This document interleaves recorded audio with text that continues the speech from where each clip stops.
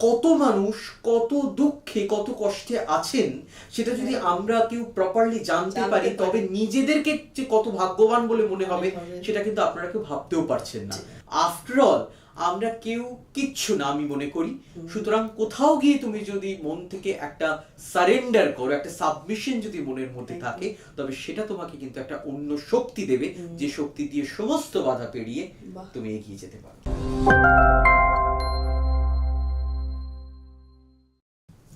নমস্কার, আমি অরুণিমা আবার চলে এসেছি তোমাদের সামনে আরেকটা নতুন সাকসেস স্টোরি নিয়ে।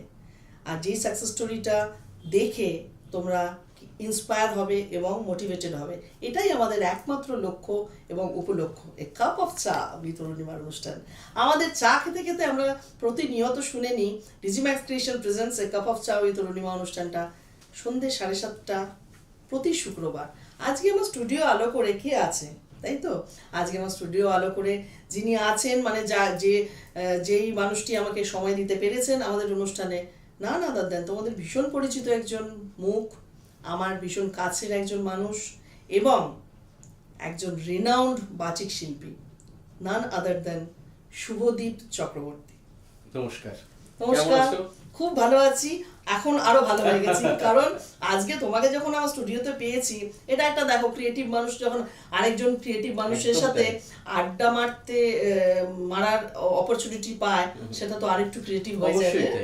এবং তাদের আড্ডার কন্টেন্টের কোনো অভাব হয় না। আর সত্যি কথা বলতে কি শুভদীপ, তোমরা দেখো সময় দিচ্ছ, তোমাদের ব্যস্ততম সময়ের মধ্যে যখন সময়টা দাও, তখন আমাদের অনুষ্ঠানটা করার আমি আরেকটু এনার্জি পাই। খুব জনপ্রিয়, কারণ আমি অনেক জায়গাতেই এই অনুষ্ঠানটার কথা শুনেছি এবং আজকে সেই অনুষ্ঠানে আসতে পেরে আমি নিজেও খুব খুশি। ও মাই গড, থ্যাংক ইউ। আর আজকে আমরা শুনে নেব বাচিক শিল্পী শুভদীপ চক্রবর্তীর নানান জীবনের ঘটনা। আজকে সে চারিদিকে একটা নাম, এখানে ফাংশন হচ্ছে, সোশ্যাল মিডিয়া ছেয়ে আছে। সুতরাং এই কাজটা এত দূর এগিয়ে আসা জীবনে মোটেই খুব সহজ সরল ছিল না, কারোরই থাকে না। সুতরাং শুভদীপের মুখ থেকে শুনে নেব তার জীবন কাহিনী। আসলে একেবারেই তাই।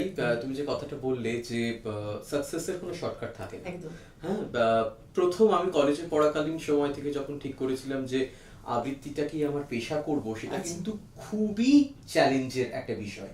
কেননা প্রথমত যে দিক থেকে খুব সাড়া পাওয়া যায় না সেটা হচ্ছে বাড়ির দিক থেকে, একেবারেই পাওয়া যায় না প্রায় প্রত্যেকে। কারণ বাড়ির মা বাবা বা আর সবাই যারা রয়েছেন তারা প্রত্যেকেই চান যে ছেলে একটা কোথাও চাকরি করবে বা একটা কিছু করবে, তার সাথে গান কবিতা যা রইবে সেগুলো থাকবে। কারণ এই বিষয়গুলোকে কিন্তু সাধারণত আমরা হবি হিসেবেই দেখি, মানে মানুষ এটা বুঝে উঠতে পারে না যে এটা প্রধান পেশা। একদমই তাই। আর আমার বাবা যেহেতু লয়ার, তো সেক্ষেত্রে একটা বিরাট চাপ ছিল। আমাদের সব পাড়া প্রতিবেশী আত্মীয় স্বজন যারাই বাড়িতে আসছে তারাই বলছে তুমি আগে লটা পড়ো, বাবা তোমাকে গাইড করতে পারবে, তার সাথে আবৃত্তি করবে। কিন্তু সেটা আমার বরাতে নেই, আমার ইচ্ছেও নেই সেই দিকে যাবার। তাই কলেজে পড়াকালীন সময় থেকে একদম থ্যাংক ইউ, কলেজে পড়াকালীন সময় থেকেই আমি একদিক থেকে যেরকম চর্চা এবং অন্য দিক থেকে কাজ করতে শুরু করলাম। এবং 2007-এ আমার ইনস্টিটিউট শ্রুতিবৃত্ত সেটা তৈরি হয়েছিল। তার প্রথম অ্যানুয়াল কনসার্ট আমি করলাম এবং কবিতাটাকে নিয়ে বিভিন্ন ভাবে কাজ করতে চেষ্টা করলাম। শ্রুতিবৃত্ত তুমি যেটা বলছো সেটা একটা মানে অর্গানাইজেশন যেখানে সবাইকে আবৃত্তি শিখতে পারে। একদমই তাই। এটা আমার একেবারে আমাদের যাদবপুরী মেন সেন্টার, তাছাড়া কলকাতা এবং কলকাতার বাইরে আরো 5-6টা ব্রাঞ্চ এই মুহূর্তে চলছে। তো সেটারও বহু বছর হয়ে গেল। আসলে তখন থেকেই চেষ্টা করতাম আকাশবাণীতে গিয়ে অডিশন দেওয়া, কলকাতা দূরদর্শনে গিয়ে অডিশন দেওয়া, বিভিন্ন কম্পিটিশন গুলোতে পার্টিসিপেট করা। একা তখন কি করতে পারে, কেউ তো জানা পরিচিত নেই। আর ওই স্ট্রাগলিং টাইমটাতে সত্যি কথা কেউ পাশে থাকে না, কেউ পাশে থাকেও না। আমি ছবি করতে গিয়ে দেখেছি একদমই গো। এবং সবচেয়ে বড় কথা হচ্ছে গিয়ে সেটা শুধু সেই সময় নয়, পরবর্তীকালেও আমি দেখেছি যে কোনো একটা ভালো কাজ করতে গেলে তুমি দেখবে অনেকগুলো বাধা তৈরি হয়ে যায়। একদম ঈশ্বর তো এত সহজে সবকিছু দেন না। তো যাই হোক, তো সেটা প্রথম মানে ওই রকম ভাবেই কাজ করছি। নিজস্ব একটা একাডেমি তৈরি করলাম, ছাত্রছাত্রী হলো কিছু, তাদেরকে নিয়ে কাজ করলাম। এইভাবে যেতে যেতে যেতে তবে অনেক মানুষের অনেক সাহায্য আমি পেয়েছি, সেটা আমি খুব কৃতজ্ঞ চিত্তে সেটাকে বলতে চাই। তাদের মধ্যে বিশেষভাবে উল্লেখযোগ্য শ্রাবণী সেন, ইন্দ্রাণী সেন, শ্রীকান্ত আচার্য, এই নামগুলো আমাকে কিন্তু সেই সময়ে খুব পাশে দাঁড়িয়েছিল। তাদের মানে তাদের কাছে আমি চিরঋণী। আসলে বড় মাপের মানুষদের ওরা খুব ডাউন টু আর্থ, সেই ভ্যানিটিটা থাকে না না না। আর মানে যথাযথ গুণী মানুষদের ক্ষেত্রে কিন্তু এটা প্রযোজ্য। এবং তারপরে পরবর্তীকালে যেটা আমার জীবনের একটা খুব উল্লেখযোগ্য কাজ আমি বলবো এবং যেটা আমাকে অনেকটা এগোতে সাহায্য করেছে সেটা হচ্ছে খুব ইন্টারেস্টিং। তখন শ্রদ্ধেয়া অলকানন্দা রায়, আমার খুব কাছের মূলনিধি, তখন উনি জেলের সমস্ত আবাসিকদের নিয়ে রবীন্দ্রনাথের সার্ধ শতবর্ষ ছিল সেটা, 150 বছরের জন্মদিনে বাল্মীকি প্রতিভা করলেন, ঠিক আছে? তো ওই কাজটা দেখে আমার খুব মনে হলো যে আচ্ছা, জেলের যে সমস্ত আবাসিকরা, পূর্ণবয়স্ক আবাসিকরা যারা আছেন তাদেরকে নিয়ে তো এই কাজ আছে, জেলে তো অনেক ছোটরাও থাকে, ছোটদের নিয়ে যদি একটা কোনো কাজ হতে পারে। তো তখন আমাকে এই ব্যাপারে সাহায্য করলেন হচ্ছে তৎকালীন যিনি পুলিশ কমিশনার গৌতম মোহন চক্রবর্তী, আমার সাথে ঋতুদি ছিলেন, ঋতুপর্ণা সেনগুপ্ত এবং শ্রাবণী সেন, আর নাচের দিকটা দেখেছিলেন কোহিনূর সেন বরাট। ঠিক আছে, আমার স্ক্রিপ্ট, আমার ডিরেকশন, আবৃত্তির দিকটা আমি দেখছি। আলোয় ফেরা বলে একটা কাজ হলো 200 জন ওই রকম কলকাতা পুলিশের নবদিশার ছেলে মেয়েদেরকে নিয়ে, এবং এই কাজটা একেবারে মানে এই কাজটা আমার জীবনের একটা অন্যতম বড় প্রাপ্তি, এইটুকু বলতে পারি। মানে জেলে যারা কয়েদি তাদের নিয়ে ফোরফ্রন্টে এনে যেটা মনিদি করে থাকছে, আমি ছোটদের নিয়ে করেছি, ছোটদের নিয়ে করেছি। এইবার মনে করো ছোটদের নিয়ে কাজ করাতে কত ইন্টারেস্টিং জিনিস জানা গেছে, এবং যারা দেখছেন তাদেরকে বলি যে কত মানুষ কত দুঃখে কত কষ্টে আছেন সেটা যদি আমরা কেউ প্রপারলি জানতে পারি তবে নিজেদেরকে যে কত ভাগ্যবান বলে মনে হবে সেটা কিন্তু আপনারা কেউ ভাবতেও পারছেন না। মানে এরকম রয়েছে যে মনে করো যে কোনো একটি বাচ্চা ছেলে বা মেয়ে, তার বাবা এবং মা দুজনেই জেলে আছেন, তাহলে বাচ্চাটার কি হবে? বাচ্চাটা কিন্তু তখন নবদিশার কাস্টাডিতে তাদের তত্ত্বাবধানে পড়াশোনা করছে বা ওর বড় হতে, মানে নরমাল সাধারণ লোকরা এগুলো জানেই না। আচ্ছা, মনে করো বড় একটা ব্র্যাকেট, অপরাধীদের ব্র্যাকেট, সেইখানে কোনো মাধ্যম হিসেবে ওরা ছোটদেরকে ইউজ করছে, তাহলে সেই ছেলেটা ভিক্টিমাইজড হয়ে যাচ্ছে, তাদেরকে রেস্কিউ করে কি হবে, তাদের ভবিষ্যৎটা কি হবে? এই রকম নানা রকম কাজের সাথে হয়তো প্রত্যক্ষ বা পরোক্ষভাবে অনেক ছোটরা যুক্ত হয়ে যায়। সেই সমস্ত ছোটদের নিয়ে কিন্তু আমার সৌভাগ্য হয়েছিল আলোয় ফেরা প্রজেক্টটা করবার, এবং এটা খুবই সাফল্যমণ্ডিত হয়েছিল। এবং তারপরে যে জিনিসটা অরুণিমাদি আমি করতে শুরু করলাম সেটা হচ্ছে কবিতা বা আবৃত্তি, সেটা তো আছেই, আবৃত্তি নিয়ে বিভিন্ন এক্সপেরিমেন্টাল কাজ, সেটা না অনেকটা তোমাদের ওই সিনেমা তৈরির মতন। কিরকম? যেরকম মনে করো আমি করলাম এই জার্নিটা আমার 2010-11 ওই সময় থেকে এই এক্সপেরিমেন্টাল কাজগুলো শুরু করছি। আমি কখনো করলাম রাগের আবহে রবির কবিতা, এক একটা ক্লাসিক্যাল রাগের সাথে এক একটা রবীন্দ্রনাথের কবিতাকে অ্যামালগামেট করে রাগের আবহে রবির কবিতা। আমি করলাম গিটারে টেক, মানে প্রচুর তোমার এক্সপেরিয়েন্স, মানে নরমাল বাচিক শিল্পী না না না, সব জায়গায় কবিতা বলা, খুব ডিসকভারি আছে, একদমই তাই। আমি গিটারে টেক বলে একটা কাজ করেছিলাম, আমার এক বন্ধু, ও এখন ফ্রান্সে থাকে, ফ্রেঞ্চ, ও ড্যামিয়ান ট্রেডেন্ট ওর নাম।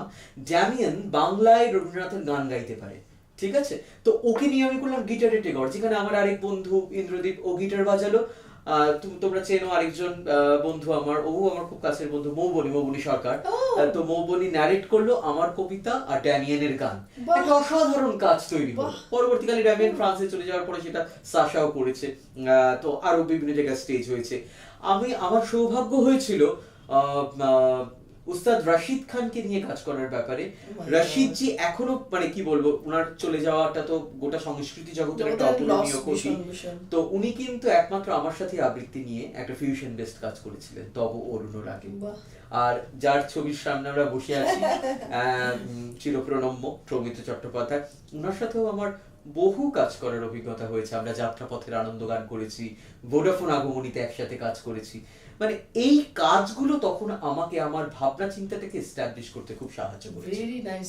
মানে শুভদীপ, যত শুনছি, মানে আমি তো জানি তোমাকে চিনি বহুদিন যাবত, কিন্তু তোমার এত কর্মকাণ্ডও দেখি, কিন্তু তার সাথে তোমার যে এত মানে রিসার্চ ওয়ার্ক, যে একটা কি বলে আবৃত্তিকে বা একটা ক্রিয়েটিভিটিকে কত ভাবে ফরফ্রন্টে আনা যায়, এটাই আমার উদ্দেশ্য। যে ফরম্যাটটা আমরা দেখে এসেছি, শুনে আসছি, সেটা তো রইলই, সেটাকে উৎখাত করার কথা বলছি না, কিন্তু তার সাথে আমরা যদি কিছু প্লাস করতে পারি, নতুন কিছু করতে পারি, এটা মানুষের কাছে। আচ্ছা, আমরা কি বলে আড্ডা দিতে দিতে একটু শুনি তোমার মুখে কয়েকটা, একটু একদম সামনেই কি বলবো, আমাদের যে চিরকালীন আশ্রয়, তিনি তো সারা বছর ধরে আমাদের সাথে থাকেন, তিনি অবশ্যই রবীন্দ্রনাথ ঠাকুর।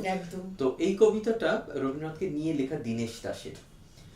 দেখেছি তোমার নামে সবার প্রথমে, শ্রাবণে ধানের শীষে দুধটুকু জমে, তোমারই তো নামে বৈশাখে আখেরি খেতে যত বধূ নামে, তবুও হাজার হাতে হাওয়া দেয় ডাক, কোথায় মাটির স্বপ্নে শিরীভূত 25শে বৈশাখ, কোথায় আকাশে বাজে সোনার শরৎ, 25শে বৈশাখী ভোর বলে হয় গিনি সোনা রোদ।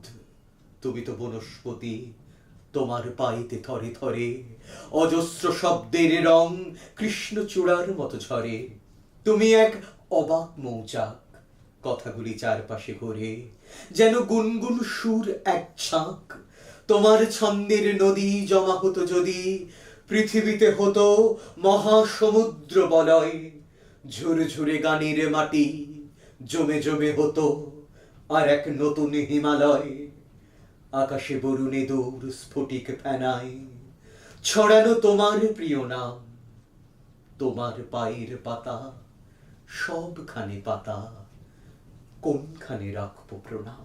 ও মাই গড, দুর্দান্ত, ফ্যান্টাস্টিক। মানে রবি ঠাকুর আমাদের সবার মজ্জায় মজ্জায়, বাঙালিদের মজ্জায় মজ্জায় কিন্তু এত সুন্দর মানে গায়ে কাটা দিচ্ছে, ফ্যান্টাস্টিক। শুভদীপ, মানে আজকে এত দিনের তোমার স্ট্রাগল, এত নানাভাবে রিসার্চ করা, মানে ইন্সপিরেশন কে ছিল? সত্যি কথা বলতে ইন্সপিরেশন প্রথম আবৃত্তি নিয়ে যাকে দেখে ইন্সপায়ার্ড হয়েছে আমার গুরু শ্রীমতী ব্রততী বন্দ্যোপাধ্যায়। সবচেয়ে বড় কথা হচ্ছে গিয়ে আমার এটা খুব মনে হতো যে আবৃত্তির ক্ষেত্রে যে আমি যখন বলছি কিছু কথা, আমি বলছি বাকি সবাই শুনছে, এই যে তখন যে একটা শিল্পীর মধ্যে কিন্তু একটা কোথাও ওই সময়টা একটা ডমিনেটর স্পিরিটও থাকে, মানে সবাইকে তুমি একাগ্র চিত্ত করে রাখছো। এক্স্যাক্টলি এই জায়গাটা। এবং ব্রতদিদির কথা বললাম, তার পরিবেশন আমাকে খুব ইন্সপায়ার করেছিল সেই সময়, এবং তখন থেকে আমার একটা তাগিদ খুব ছিল যে এমন কিছু কাজ করব যেটা হয়তো থেকে যাবে, বা যেটা আর অনেক মানুষকে একসাথে নিয়ে আমি কাজটা করতে পারবো। একদমই থেকে যাবে, এটা মানে মানে চিরতরুণ। একদম একদম মানে কবিতা আজকে মজ্জায় মজ্জায় এত ভাবে তোমার রিসার্চ ওয়ার্ক, এটা সত্যি কথা একেবারেই তাই। এবং আরেকটা কথা কি জানো অরুণিমাদি, তুমিও আমার সাথে সহমত হবে, এই কাজগুলোর কিন্তু একটা অন্যরকম আনন্দ আছে, যেটা কষ্ট আছে, অনেক পরিশ্রম আছে, অনেক সময় হতাশাও আছে। আমি সেটাই, মানে যারা দেখছো, দর্শক বন্ধুরা তোমরা যারা দেখছো, মানে কোনো কাজই জানো তো ভীষণ কষ্ট, ক্রিয়েটিভ কাজ যেটা মানুষকে আনন্দ দেয়, মানুষকে মানে একদম সেটেল ডাউন করে রাখে, সেটা ছবি হোক, বাচিক শিল্পী হোক, মানে স্টেজে যখন একজন ক্রিয়েটিভ মানে থিয়েটার আর্টিস্ট যখন ধরে রাখছে, তার জন্য অনেক কষ্ট থাকে, এবং সেই জায়গাটা পৌঁছানোর জন্য অনেক হার্ড ওয়ার্ক, অনেক স্যাক্রিফাইস থাকে, সেটা কিন্তু চোখে দেখা যায় না, দরকারও নেই, আমাদের ওই কাজের মধ্যে যে ভীষণ আনন্দ। একদম।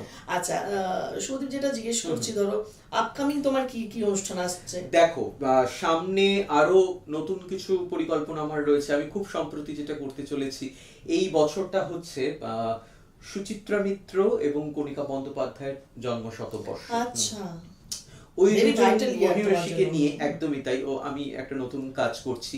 এবং তাছাড়া আরেকটা কথা জানিয়ে রাখি, এবছর কিন্তু কাজী নজরুল ইসলামের 125 বছর জন্মদিনের, তো সেটা নিয়েও আমার নতুন ভাবনা চিন্তা কিছু আসছে, একেবারেই তাই। এবং আমাদের একটা খুব ভেরি রিসেন্ট একটা কাজ এক্সিকিউট হলো মধুসূদন মঞ্চে, সেটাও বহু মানুষের ভালো লেগেছে, ওটাও আমরা আবার সামনে আরো বেশ কিছু জায়গায় ওটা স্টেজ করার পরিকল্পনা চলছে। সেটা হচ্ছে রবিপ্রিয়া। রবিপ্রিয়া হচ্ছে রবীন্দ্রনাথের জীবনে যে সমস্ত প্রিয়তমাদের উপস্থিতি, তার কাজকে বা তার ভাবনাকে তার সৃজনশীলতাকে সমৃদ্ধ করেছে তাদেরকে নিয়ে। এইবার তাদের মধ্যে কে কে আছেন সেই সুযোগে সেটা একটু বলে, সেটা হলো অবধারিতভাবে অবশ্যই প্রথম যার কথা চলে আসে তিনি হচ্ছেন কাদম্বরী দেবী, রবীন্দ্রনাথের নতুন বউঠান। তারপরে মৃণালিনী, কারণ এটা না অনেকের একটা ভ্রান্ত ধারণা আছে যে রবীন্দ্রনাথ তার স্ত্রীকে মনে হয় কখনো গুরুত্ব দিতেন না, একেবারেই নয়। রবীন্দ্রনাথের যথেষ্ট গুরুত্বপূর্ণ সম্পর্ক ছিল, যথেষ্ট মর্যাদা দিতেন, গুরুত্ব দিতেন, ভালোবাসতেন, যেটা পরবর্তীকালে মৈত্রেয়ী দেবীকে তিনি প্রায় 80 বছরের কাছাকাছি সময় তিনি বলছেন যে মানে মৃণালিনী দেবী চলে যাওয়ার পরে তার জীবনের একটা শূন্যতার কথা তিনি বলছেন। মৃণালিনী দেবী উনি যখন বিলেত যান তার আগে মাস 6 বম্বেতে আত্মারাম পান্ডুরাঙের বাড়িতে ছিলেন। আত্মারাম পান্ডুরাঙের মেয়ে আনা তারখার, ওর সাথে ওরা রবীন্দ্রনাথের একটা দারুণ সম্পর্ক তৈরি হয়েছিল সেই সময়। আনা তারখারের কথা আছে, লুসি স্কটের কথা আছে। জাপানে গিয়ে তোমিওয়াদা কোরাসান নামে যিনি প্রসিদ্ধ, রবীন্দ্রনাথের খুব প্রিয় একটি চরিত্র, কোরাসানকে নিয়ে তোমিওয়াদা কোরার কথা আছে। ভিক্টোরিয়া কম্পোর কথা রয়েছে। এই অনুষ্ঠানটা মিস করা যাবে না একেবারে। 7 জন অনুরাগিনী বা 7 জন প্রিয়াকে নিয়ে আমি এটা করেছিলাম, রবি প্রিয়া। খুব ভালো সবার লেগেছে, এবং সবচেয়ে বড় কথা আমাদের খুব কাছের বন্ধু 7 জনই খুব কৃতি নৃত্যশিল্পী এই প্রযোজনাটিতে রয়েছে। তার মধ্যে 2 জনের কথা বিশেষ উল্লেখযোগ্য, কারণ তারা অভিনয়ের সাথে সাথে নাচটাকে নিয়েও যথেষ্ট কাজকর্ম করেন। একজন হচ্ছেন আমার বন্ধু কনিনিকা করেছে মৃণালিনী দেবীর ক্যারেক্টারটা, আর আরেকজন হচ্ছে দেবলীনা কুমার, তো দেবলীনা করেছে কাদম্বরী দেবীর ক্যারেক্টারটা। তাছাড়াও সুলগ্না ওড়িশি নৃত্যশিল্পী ও করেছে আনা তারখার, আরো অনেক শিল্পীরা রয়েছেন। কিন্তু আর রবীন্দ্রনাথের ক্যারেক্টারটা করেছেন কোহিনূর সেন বরাট, আর পুরো ডিরেকশনটা দিয়েছেন গুরু সুস্মিতা ভট্টাচার্য এবং গুরু সুভাষিস ভট্টাচার্য। এটা মানে একটা দারুণ কাজ হয়েছে, এটা নিউ অ্যাচিভমেন্ট। একদম একদম একদম। শুভদীপের ধরো এই একটানা কাজ চলতে থাকে, সবকিছুর মধ্যে থেকে চলে। তোমার কোথায় মনে হয়েছে এত স্ট্রাগল, মানে যতদিন তুমি এই বাচিক শিল্পী লাইফ নিয়ে বা তোর ফাংশন দেশে বিদেশে অনুষ্ঠান করা, তোমার দুটো জিনিস একটু জানতে, এটা আমার নিজস্ব ক্যারি সবচেয়ে মেমোরেবল, সবচেয়ে মানে সুখদ মেমোরেবল ডে, আর একটা যেটা খুব মনে রাখে, কষ্ট হয়, খারাপ মানে হয় না এক্সপেরিয়েন্স, যেটা আমার খুব ব্যাড এক্সপেরিয়েন্স হয় লাইফে, দেখবে। তো এই দুটো একটু জানতে চাই। ব্যাড এক্সপেরিয়েন্সের কথাই আগে বলি। ওটা হয়েছিল মেদিনীপুরে বাতকুল্লা বলে একটা জায়গা আছে, ওখানে অনুষ্ঠান করতে গিয়ে ওরে বাপ রে বাপ, সেই আবৃত্তি করতে উঠেছে একটা কোনো কলেজের বা কিছুর প্রোগ্রাম ছিল, বহু বছর আগের কথা বলছি। তখন ওঠার পরে আমি দেখছি অডিয়েন্স খালি চিৎকার করছে, শুনবো না শুনবো না। তো তোমার বুঝে যে তন্ময়দার একটা ইন্টারভিউ বেস্ট প্রোগ্রাম হতো, পণ্ডিত তন্ময় বিষয়ের কথা বলছি, সেটাতে লোপা দিয়ে এরকম একটা এক্সপেরিয়েন্সের কথা বলেছিলেন, আমার মনে পড়ে গেল হঠাৎ। তো সেখানে শুনবো না, চিৎকার চেঁচামেচি, একদম গ্রামের লোক, ওরা তোমার বোঝেন যে ওরা একদম অন্যরকম ফিল্মি গান শুনতে চায়, নাচ দেখতে চায়। এটা একটা খুব এক্সপেরিয়েন্স হয়েছিল। আরেকটা এক্সপেরিয়েন্স হয়েছিল তোমাকে বলি, সেটা হচ্ছে আপনাদের শুনলে একটু মানে কি বলবো, একটা রোমহর্ষক ঘটনা, ভালো লাগবে না, যাই হোক। সেটা হচ্ছে আমরা ফিরছি বর্ধমান থেকে প্রোগ্রাম করে, রাত তখন 1টা-1.5টা বাজে, ডাকাতের আক্রমণ। আমরা কালনার রাস্তা দিয়ে ফিরছি, হঠাৎ ড্রাইভার গাড়ি থামিয়ে দিয়েছে, সামনে নাকি এ প্রান্ত থেকে ও প্রান্ত একটা গাছ পড়া রয়েছে, ঠিক আছে। শোন, এইবার আমার এখনো চোখ বন্ধ করলে আমার দৃশ্যটা আমি মনে করতে পারি। সেটা হচ্ছে গিয়ে আমরা তখন এবার ড্রাইভার ন্যাচারালি গাছটাকে সরিয়ে দিতে চেষ্টা করছে, 2-3 জনের মতো নেমেছে, ঠিক আছে। এইবার যেই না নামা বড় বড় থান ইটের টুকরো গাড়ির মধ্যে পড়তে শুরু করলো, কাঁচ টাচ ভেঙে, তারপরে মানে যতগুলো লোক, প্রায় 7-8 জন হয়তো আমাদেরকে তখন অ্যাটাক করেছে। তো ওই রকম সময় ড্রাইভার কিছু না দেখে পুরো গাড়ি যেদিক দিয়ে পেরেছে চালিয়ে দিয়েছে, ঠিক আছে। ওইটা করেছিল, কোনোভাবে থেমে যায়নি। ওইটা একটা সাংঘাতিক অভিজ্ঞতা ঘটেছিল, মানে যখন ইট পড়ছে তখনই ও গাড়িতে উঠে গেছে। হ্যাঁ, তখনই গাড়িতে কোনোভাবে তাড়াতাড়ি ফ্র্যাকশন অফ সেকেন্ডের মধ্যে উঠে, সে কোনো দিকে না তাকিয়ে গাড়ি কোথায় গর্তে পড়ছে না কোথায় লাগছে কিছু না দেখে গাড়িটা চালিয়ে দিয়েছে। চালিয়ে দেওয়ার পরে আমরা তারপরে বেশ কিছুটা ওইরকম যাওয়ার পরে তারপর থানায় গিয়ে পুলিশের সাহায্য আমরা পেয়েছি। কিন্তু ওই সময়টা ওটা সাংঘাতিক একটা বাপরে, এটা experience। সত্যি এইসব এক্সপিরিয়েন্স মানে গ্রামে গঞ্জে যেতে হয় তো একদম, এগুলো একটা একদম। ভীষণ এক্সপিরিয়েন্স। আচ্ছা, আরেকটা যেটা মানে খুব কিউরিওসিটি আমি জিজ্ঞেস করছি শুভদীপ, ধরো আজকে এত দূর সাকসেস এত দূর তোমার তো সুখদও এটা একটু জানতে চাই। সুখ বলতে দেখো অনেক কিছু সুখের স্মৃতি মেমোরি তো রয়েছে। পুরোটাই মানে একদমই যতটা তাই। তোমার ক্রিয়েশন পুরোটাই হ্যাঁ, সুখদ হ্যাঁ, মেমোরি, তার মধ্যে তার মধ্যে ওয়ান অফ দেম এরকম হয়েছিল একটা প্রোগ্রামে একটি ছেলে এসেছে, দুটো ঘটনা বলছি ছোট করে। একটা ছেলে এসে বলছে যে ও ইংরেজিতে বলছে যে আমি কিন্তু তোমার ভাষা বুঝি না, কিন্তু তোমার প্রেজেন্টেশন আমার খুব ভালো লেগেছে। তখন আমি বললাম তুমি কোথা থেকে এসেছো? তখন বলছে আমি শ্রীলঙ্কা থেকে এসেছি এবং আমি বেঙ্গল বলতে আমি টেগরকেই বুঝি, তুমি কি টেগরের কিছু করলে? আমি তখন বললাম যে আমি তো ওরই কবিতা বললাম। এইটা আমার একটা দারুণ একেবারে অন্যরকম একটা আনন্দ, যে ওই রকম যে আমার ভাষাটা বোঝে না, যে আমার সংস্কৃতি সম্পর্কে অত অবগত নয়, তার যে ভালো লাগছে। আরেকটা হয়েছিল বিবেকানন্দকে নিয়ে একটা প্রজেক্ট করতে গেছিলাম আমি চেন্নাইতে, সেখানে 500 অডিয়েন্স, একজন ছিল বাঙালি, 499 জন সাউথ ইন্ডিয়ান। ঠিক আছে, বুঝতে পারছো? এইবার আফটার দ্য পারফরমেন্স ঠিক সেটাই আমাকে কয়েকজন এসে বললেন যে আমরা হয়তো তোমার ভাষাটা বুঝিনি, কারণ আমার প্রেজেন্টেশন ছিল বাংলায়, আবৃত্তি বাংলায় ছিল, ইংরেজিতে ন্যারেশন ছিল, তুমি যেটা বলছো কিন্তু তার ভাব আমাদের মন স্পর্শ করেছে। এই দুটো এক্সপিরিয়েন্স আমি একটু আলাদা করে রাখি। তাছাড়াও মনে করো অনেক বড় বড় মানুষের সান্নিধ্য পেয়েছি, ভালোবাসা পেয়েছি, এগুলো আমার জীবনের একটা বড় প্রাপ্তি। রাশিদজির সাথে দিনের পর দিন এইরকম আড্ডা দিয়েছি, সেখানে রাত্রি 8টা থেকে রাত 1টা পর্যন্ত গান গেয়ে যাচ্ছেন রশিদজি আর হরিহরনজি, একসাথে বসে আমরা আড্ডা দিচ্ছি। ঠিক আছে, এই জায়গাগুলো, এই দিনগুলো, এই মুহূর্তগুলো কোনোটাই তো ভোলার না। আচ্ছা শুভজিৎ চক্রবর্তী আমার অনুষ্ঠান মানে কাপ অফ চা উইথ অরুণিমা অনুষ্ঠানকে 10-এ কত দেবে? 10-এ এটাই তো। আচ্ছা, আমরা নাম্বারটা দিই, কিন্তু আমি এখানে 10-এ 10ই দেব। কেন দেব? একদমই কেন দেব সেটা হচ্ছে তোমার আয়োজন, তোমার ক্যামেরা, তোমার এই সেট, ফুল, সবকিছুর পরে তোমার একটা আন্তরিকতাময় হাসি রয়েছে, সেই জন্য এই অনুষ্ঠানটা 16 আনায় পরিপূর্ণ। Oh my god, thank you so much. কারণ আমার টিম ছাড়া তো আমি কিছু করতে পারি না, আমার টিম সবকিছু নিয়েই, আমি একা কোনো কিছু করা সম্ভব না। একা যথেষ্ট কিছু নয়, আমরা সব নিয়ে, টিম নিয়েই সবসময় পরিপূর্ণ পাই। আর last but not the least, যেটা সবচেয়ে মানে ইম্পর্টেন্ট থিংস টু সোসাইটি, সেটা অ্যাজ এ সাকসেসফুল পার্সোনালিটি তুমি আজকে এত লড়াই করে আজকে একটা জায়গায় পৌঁছেছো। There is a no shortcut to success, আমরা জানি। আমাদের যুব সমাজ ভীষণভাবে মানে depressed, I feel like today's যা ইচ্ছা তাই করছে, একটা ব্লুটিক পাওয়ার জন্য যেন তেন প্রকরণে তাকে যেতে হবে, মিলিয়ন্স ভিউজ করার জন্য স্ট্রাগল, আরেকজন ভালো করছে তার দেখে আমি ঈর্ষান্বিত, সে ভালো চাকরি পেয়েছে আমি কেন পাইনি, সে অ্যাওয়ার্ডটা পেয়ে গেল। মানে আমি ফিল্ম ইন্ডাস্ট্রির ক্রিয়েটিভ জগতেরই কথা বলছি। মানে যখনই আমি আরেকজনের মতো করতে পারছি না, তখনই আমার মনে ডিপ্রেশন চলে আসছে, তখনই আমার স্ট্রেস আসছে। এই সবগুলো নিয়ে আজকে সমাজ পুরো মানে একটা খুব উইক কন্ডিশন। একদমই। তুমি যুব সমাজকে কি? আমি দুটো কথা বলবো, মেসেজ দেবে। সেটা হচ্ছে, একটা হলো পরিশ্রমের কোনো বিকল্প নেই, সততা এবং পরিশ্রম এটা কিন্তু সাফল্যের একটা বড় দুটো চাবিকাঠি। সুতরাং তুমি যেটা চেয়েছো সেটাকে তুমি মন থেকে চেয়েছো, তার জন্য তুমি কতটা একাগ্রভাবে সেই চাওয়ার জন্য তুমি পরিশ্রম করছো। যদি সবটা ঠিক থাকে, মানুষ যেটা চায় সেটাই পায়। আমি খেটেছো কতটা, তুমি কতটা, চাইছো এই পৃথিবী থেকে, তুমি অনেক কিছু চাইছো, তুমি দিচ্ছ কতটা।